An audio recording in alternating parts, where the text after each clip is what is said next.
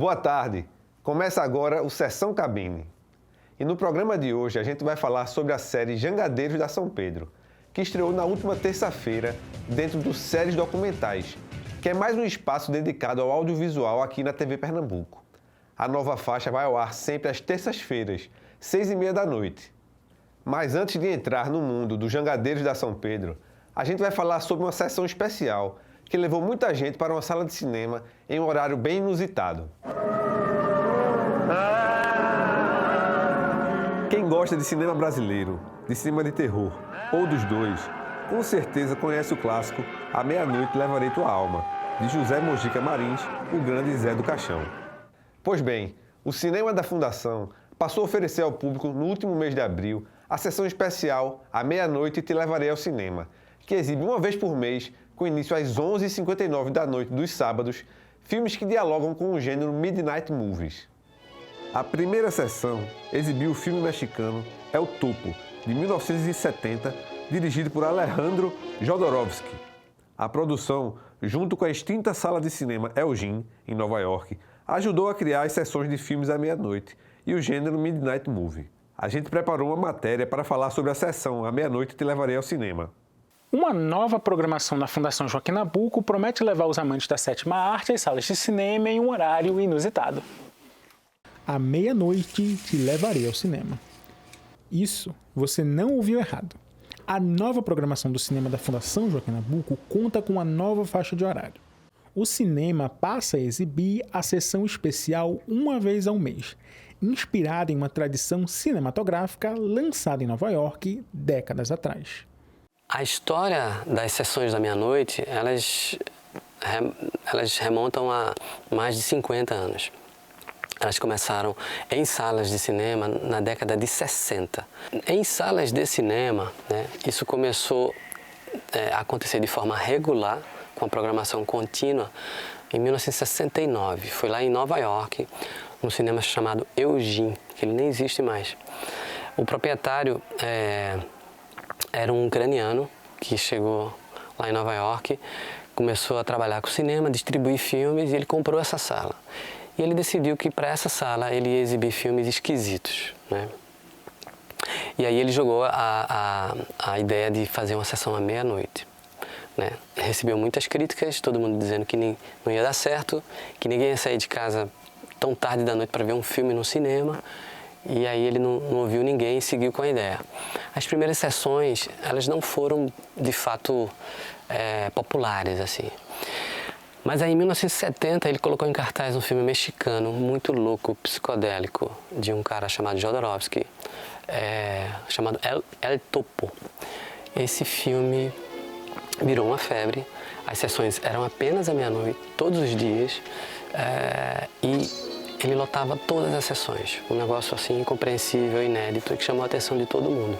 Aqui no Recife, as sessões à meia-noite elas foram muito esporádicas, restritas a alguns festivais, mostras, ou em alguma sessão particular, específica de uma sala de cinema.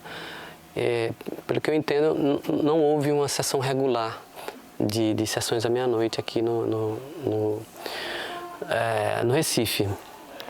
Bom, como a gente tem um histórico, a gente tem uma experiência, a gente tem um estofo, a gente tem uma estrutura, eu achei que essa seria uma boa sacada, a gente estabelecer uma vez por mês uma sessão à meia-noite. A faixa teve sua estreia no dia 6 de abril e foi sucesso de público, que assistiu o western mexicano El Topo. A gente fez uma homenagem, fez uma referência direta ao Elgin, Nova York, e a gente colocou o El Topo, o filme mexicano do Jodorowsky. Ela aconteceu à meia-noite, num sábado, e foi um sucesso, assim. Eu imaginava que daria um bom público, mas a gente teve mais de 40 pessoas voltando porque não tinha mais espaço na sala. A sessão foi lotada, tinha uma ansiedade, uma expectativa muito grande, e eu percebi uma alegria mesmo de um grupo de pessoas que entenderam que no Recife ia ter uma sessão à meia-noite, pelo menos todo mês, assim. Ou seja, é a fome com a vontade de comer, como o pessoal fala, né? A gente está oferecendo algo que a gente acha bacana e tem um monte de gente que está louco para consumir esse algo que a gente acha bacana. Então as coisas estão se retroalimentando. A próxima edição do A Meia-Noite Te Levaria ao Cinema já tem filme e data. A exibição do filme After vai ser realizada no próximo dia 4 de maio, no cinema da Fundação no Derby. Os ingressos ficam disponíveis para compra a partir das 11 da noite. Gente, a nova faixa de programação do Cinema da Fundação, que a gente chama de A Meia-Noite Te Levaria ao Cinema, vai trazer um filme inédito no Brasil e muito provavelmente esse filme não vai ser exibido em nenhuma outra sala de cinema no Brasil. É um filme chamado After e ela reproduz a ambiência perfeita das casas noturnas, de boates, com música techno. Se você é um clubber, se você gosta de dançar à noite e virar à noite, a gente tem um filme perfeito para você. Essa sessão vai acontecer no dia 4 de maio, no cinema da Fundação do Derby. Os ingressos custam R$14 e R$7. E agora vamos falar da estreia aqui na tela da TV Pernambuco. Começou a ser exibida na última terça-feira a série documental Os Jangadeiros da São Pedro. A produção da Vilcine conta a história real de 4 homens, Jacaré, Jerônimo, Manuel Preto e Tatá, que, em 1941, saíram de Fortaleza rumo ao Rio de Janeiro, em cima de 6 paus de uma jangada, levando ao presidente do Brasil pedidos para melhorar as condições de trabalho do povo da praia. E o melhor de tudo, deixaram essa aventura documentada em um diário de bordo. A série, que também vai virar um longa-metragem, mistura animação, reconstituição histórica e depoimentos recentes para falar sobre a luta de trabalhadores por melhoria de condições de trabalho. Tempo mais antigo, ele morava mais no sertão, aí ele mudou-se para a praia. Aí achou um meio de vida melhor, porque vem um peixe, a fartura melhor, tem uma fartura melhor. Agora porque a pescaria está muito fraca, é muito material, né? Poluição, né? Aí vai diminuindo, né? A população também aumenta, muitos barcos, muitos tipos de pesca, aí mergulho, né? Aí vai diminuindo, né? E no próximo bloco, a gente conversa com Neco Tabosa, diretor da série Jangadeiros da São Pedro. O Sessão Cabine volta já.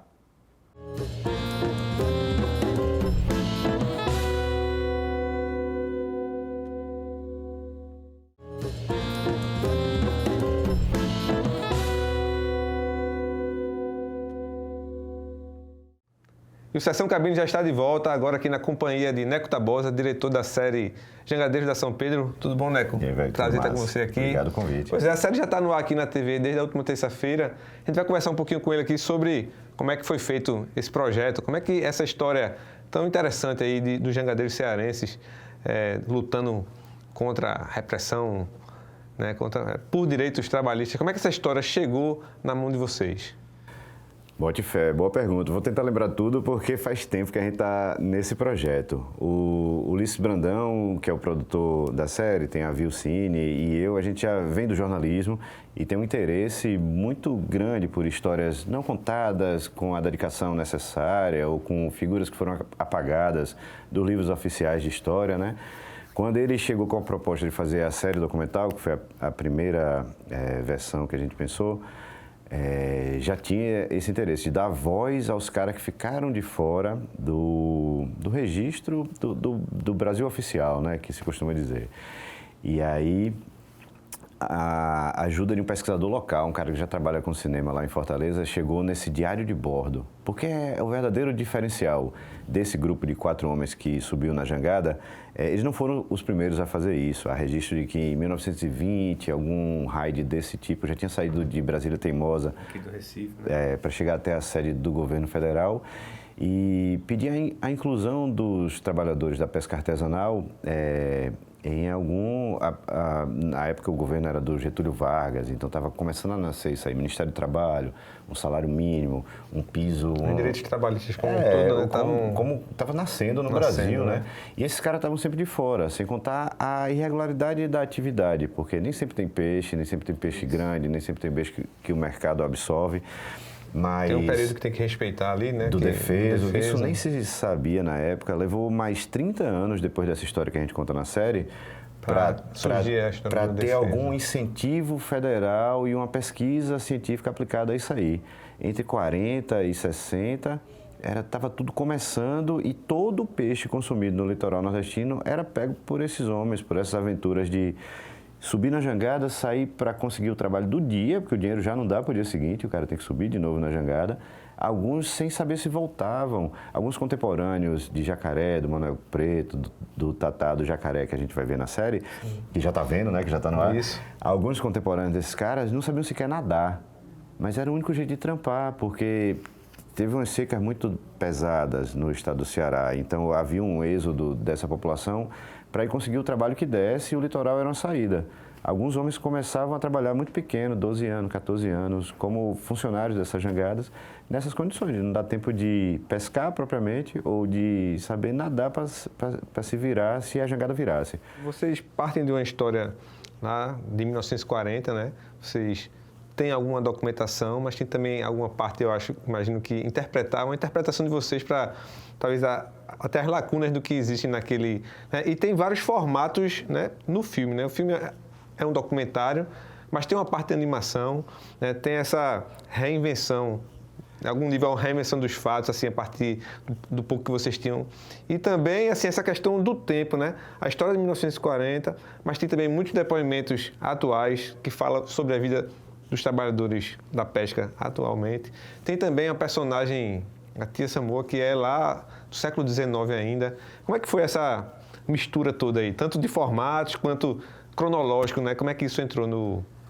Deu um bug da pesada na minha cabeça quando eu entendi que a gente estava fazendo a pesquisa e prestes a retratar uma história que aconteceu ali da curvinha do Mucuripe, lá na capital do Ceará, em Fortaleza, que tem histórias apagadas em várias épocas da vida no Brasil. Desde 1880, quando um apoio ao movimento do Dragão do Mar e o impedimento de que as jangadinhas, que eram o que levava a população escravizada até os navios negreiros, os caras que levavam a jangada se negaram a continuar a fazer esse trabalho. Sim. E aí estourou uma greve que é considerada pelos historiadores como 6 anos antes da abolição da escravidão, o movimento que o Ceará parou com isso antes de todo mundo. E tia Simô era uma das lideranças locais. A gente acha que o epíteto, assim, tia, fala que ela tinha uma ligação com um terreiro e era mãe de santo de um candomblé por ali. Exato. Que também foi apagado pela coisa que eles precisavam. 30 anos depois, nessa invenção de Jacaré, de sair até encontrar o Getúlio Vargas, que já é apagado. Você vê que o nome da jangada era de São Pedro, porque tem uma igrejinha católica lá, que até hoje está de pé no Mucuripe. Então, a história branca, católica, oficial, foi passando por cima de um bocado de coisas. Um pouco, né? Como uma liderança comunitária que é uma mulher, a Simoa. A gente vai procurar foto, gravura, história dela, não tem. A gente vai ver como que o Jacaré falava. A gente encontra alguns telefilmes, aí era rodado em película, né? Algum registro jornalístico de como foi essa história em 1941, que ficou muito famosa, né? Em 42, Orson Welles até foi filmar a parte do o que acabou vitimando o Jacaré na reencenação, que é um crime horrível, e afundou com a carreira do norte-americano. Depois disso, ele não emplacou mais nada. Que ele queimou muito dinheiro vindo fazer esse filme. Mas isso é quase uma história à parte.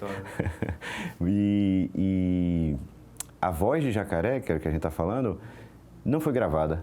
A gente tem registros em película desse homem, juntando os caras, reencenando, sem som, porque parecido com a Simoa, que não foi nem fotografada, ele também não foi... Mas tem esse grande lance. Eles registraram em papel, nesse diário de bordo, o que aconteceu em cada parada, facilidade, dificuldade, gente que não queria se envolver com aquilo, porque parecia uma reivindicação, trabalhadores querendo alguma coisa, que onda é essa, meu velho? E, então não havia nem um apoio imediato da própria classe, que também, se a gente for pensar nisso, tem uma repercussão hoje em dia, em 2024. E aí o bug que deu na minha cabeça foi isso, a gente está na faixa de terra extremamente importante para a história do Brasil, para a organização orgânica de trabalhadores. Isso já aconteceu em 1800, em 1940, com algum registro. E se a gente for perguntar a alguém lá que está sendo ameaçado de tirar sua barraquinha de peixe daquele lugar, porque é melhor para a classe média que mora ali perto, vai ter também a mesma definição de que é trabalho, do que é insegurança, do que é não saber como é meu próximo mês, meu próximo dia de vida, como é que está meu dinheiro para sustentar os filhos, sabe? E aí o filme, assim como a série que está passando, a gente não deixa claro para o espectador que ano a gente está falando.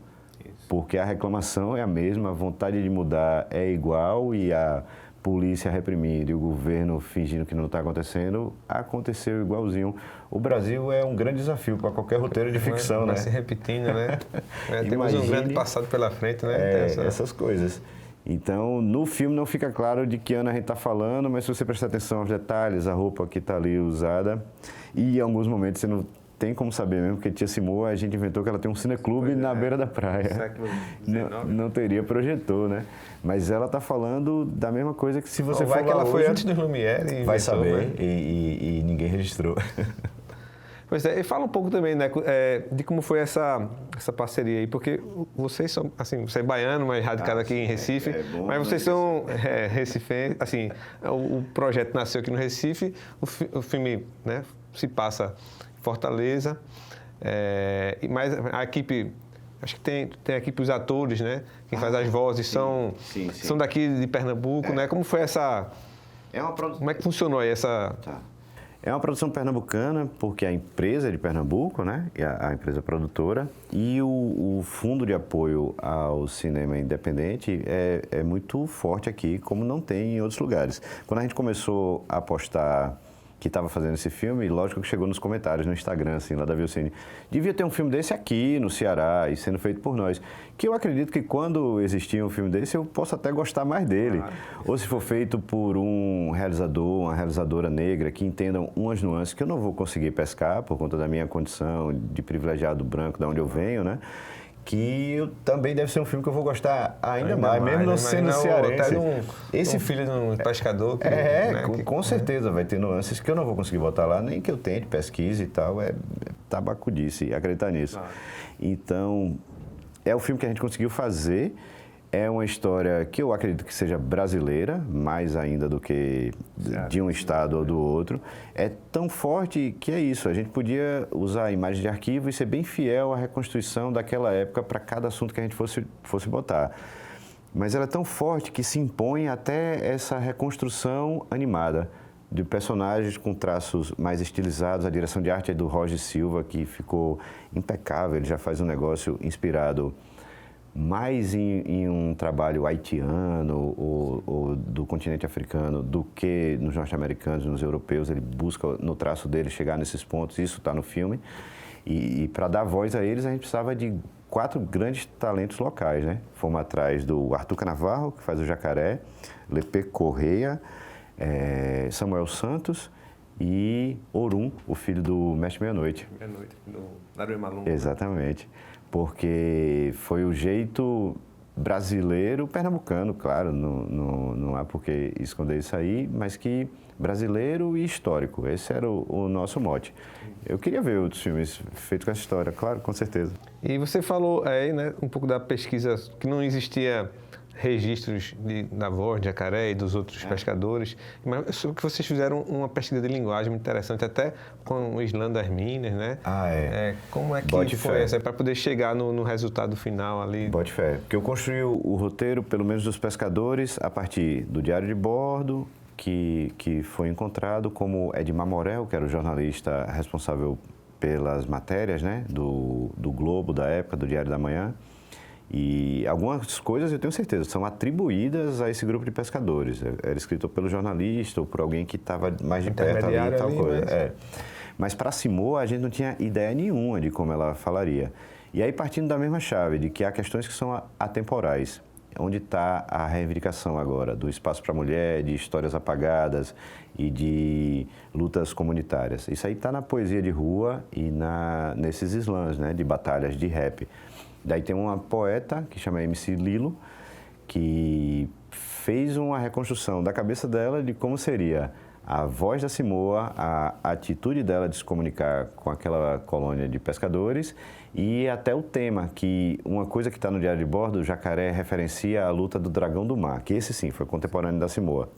E ficou mais famoso, dá nome a Instituto Cultural e tal e tal. Acho que é um bairro, né? Lá também, Fortaleza, também, uma região. E quando a gente vai buscar a história desse homem, vê que ele teve um crescendo de aceitação pública e tal, mas que também depois ficou desconectado. Ele, depois que passa o hype, né, do governo achar que aquele cara merece uma medalha e tal, ele se desconecta da luta local.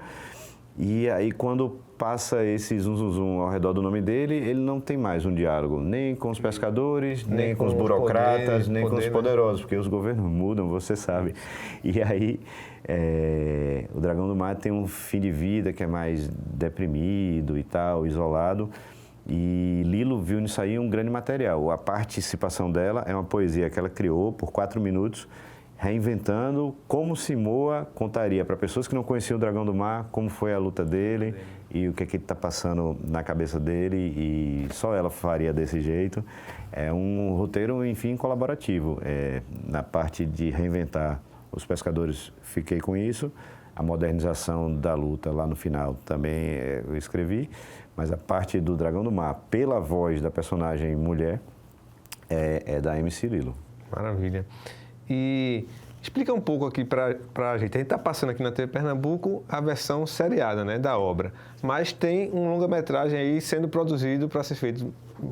Explica em que pé está esse longa-metragem, quando é que sai, se já tem alguma previsão. É isso aí, o longa para o circuito comercial, que muito orgulhosamente eu consegui enfiar no projeto, porque foi um negócio meio babilônico. Não tentem fazer isso em casa, porque a verba para série documental, não sei se você sabe, nos editais de fomento, geralmente é a mais curtinha, assim, porque é sobre botar uma câmera, filmar uma pessoa, contar uma história, né? Basicamente, é claro que é muito mais que isso. Já um longa de animação é onde estão os orçamentos mais robustos, porque precisa estar, são muitas etapas, muitas pessoas animando um material que, para ficar legal, se entrega bem lentamente, mas o potencial da história se impôs, sabe? Quando a gente viu que fazendo animado ia ter um interesse maior, um leque para além dos historiadores, mas também jovens, pessoas que não conhecem a história, pessoas que só curtem animação e vão querer ver isso aí, a gente parou assim num paradoxo que vamos entrar nessa onda. ninguém não quis. A versão seriada que a gente está passando na TV Pernambuco, ela tem parte da animação, acho que 30% do filme está nessa versão dos episódios, e a pesquisa que a gente fez, as entrevistas atuais das pessoas que falam sobre os acontecimentos, estão lá também para compor esse movimento, mas o longa vai ter uma participação maior da animação e os trechos históricos até em outra resolução, que vem de outras fontes, que a gente está exatamente agora, abril de 2024, fazendo a finalização dessa coisa. Tem outra dinâmica também, porque é um circuito que não facilita também. Documentários com temas históricos, num filme híbrido de animação, com imagem de arquivo, vai ter, sei lá, quando abrir mesmo, a gente deve estar em 2 cinemas no planeta Terra inteiro. E olhe lá, por uma semana ou 4 dias. Tem um circuito de festivais, né? É possível que... Sim. A gente onde consegue, talvez, ter uma circulação um pouco maior.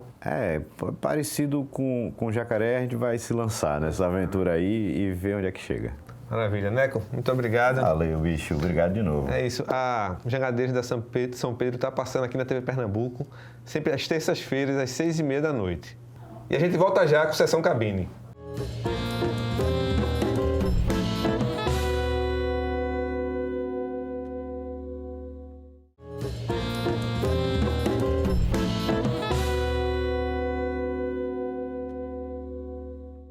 O Sessão Cabine está de volta. E antes de encerrar, vamos conferir algumas notícias rápidas sobre o mundo audiovisual pernambucano. Grande Sertão, filme mais recente do diretor pernambucano Guel Arraes, estreia no dia 6 de junho, na abertura da 28ª edição do CinePE, Festival do Audiovisual. O filme é uma adaptação do clássico e maravilhoso livro Grande Sertão, Veredas, de João Guimarães Rosa. O longa chega ao público pernambucano dentro da mostra O Concurso, em sessão gratuita que contará com a presença do cineasta. Hoje nós vamos estudar história. O que diferencia um mártir de um herói? E mais uma vez, Pernambuco vai estar representado no Festival de Cinema de Cannes, na França. O curta A Menina e o Pote, de Valentina Homem, foi selecionado para a mostra Semana da Crítica do Festival de Cannes. No filme, que se passa em um mundo distópico, uma garota quebra seu pote de cerâmica que guarda um segredo dentro dele.